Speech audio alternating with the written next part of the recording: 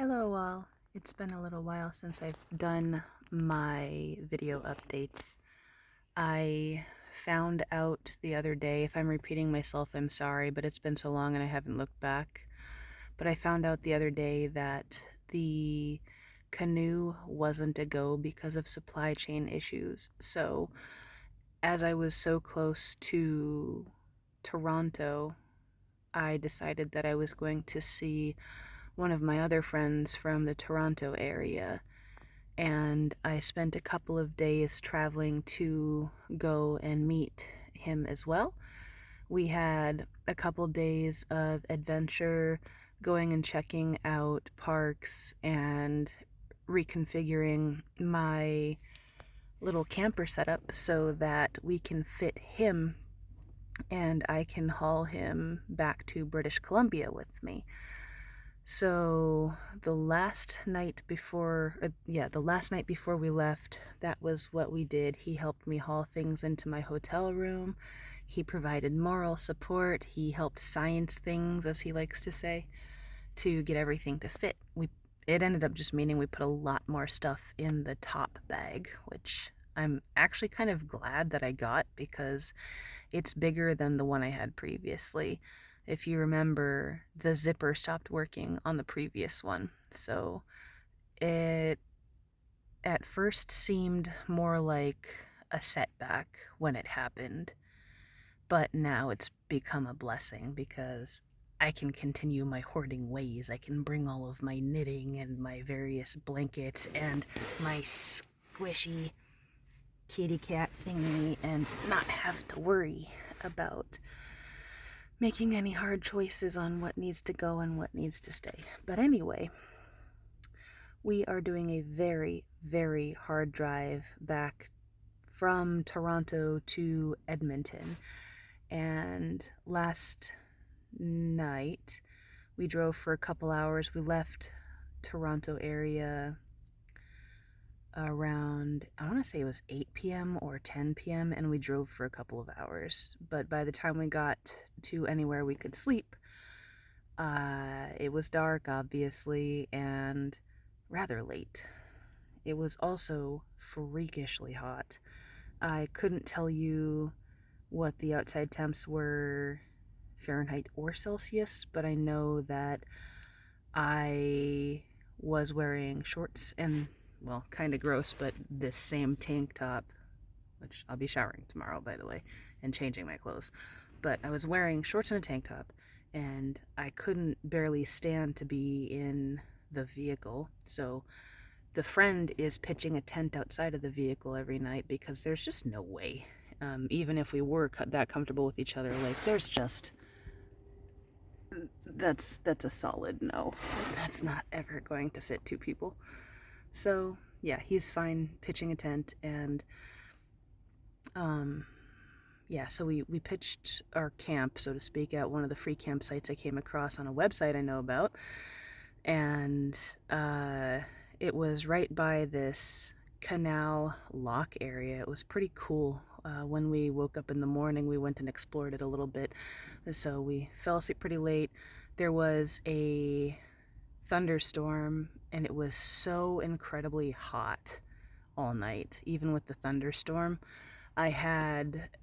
Initially, I only rolled that window down a little bit to allow airflow, uh, maybe an inch or something, but eventually I had to give in and roll this other one over by me down almost completely. But then, of course, after dealing with hours of heat and trying to sleep, it started raining and lightning and thundering, and it was amazing. I could have done without the heat, but like I had the entire window just completely down. And once the rain started, of course, I had to close that back up. And also, once the rain started, I realized that the weather seal on my windows isn't great because I have the car pack on. So I wasn't able to completely put the weather stripping back in the top frame of the windows. So things got a little wet. Uh, I was miserable, so admittedly I just took the towel that I knew I had and I put it under where it was dripping and went back to sleep because I knew I could dry the towel out, and I had to think about whether there was actually anything that could be damaged by the water where things were dripping, and it turned out not so much. So lucky break there. So I can't remember if I said this, and if I did, I'm repeating myself. Sorry, but pretty frazzled right now.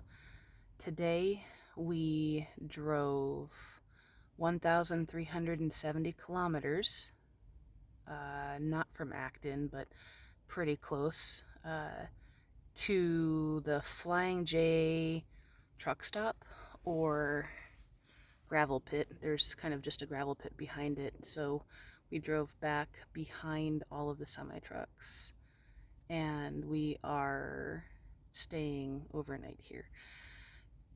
After today and last night's worth of travel, we have a total of 2,043 kilometers left, or 1,269 miles.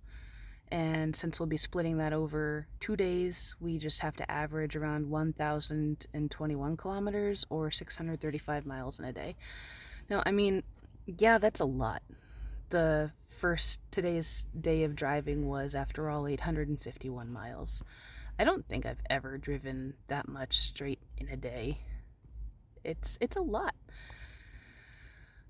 But it's nice to know that I'm getting closer to home, that I'm getting closer to being able to see True again and everybody that I love back in Alaska. And it's just, there's a lot of motivation for being able to go back. Oh, and escaping the miserable hot.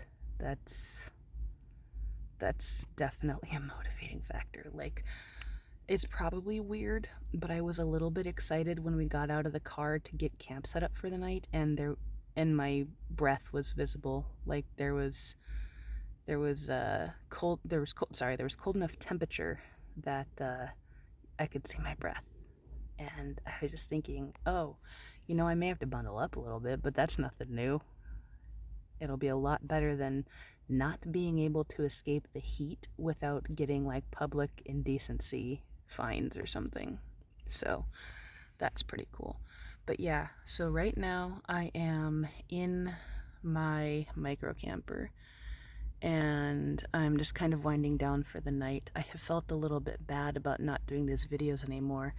It's felt a little bit listless after knowing that I'm not going to get that canoe. I'm not going to make it all the way across the continent, and I couldn't justify going that last little bit because, one, I need to be home and start doing adult responsibility stuff. I know, ew. And two, I miss my people. I can't justify the spending.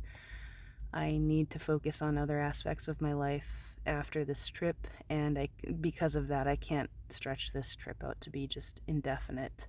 As much as I might want to sometimes, as much as driving into the sunset on a long haul just makes me so happy. Looking at the scenery and jamming out to my favorite tunes with good company, like, that can't be all of my life. As much as I feel like I was born to do just about that, I know if you do anything for long enough, it just becomes life.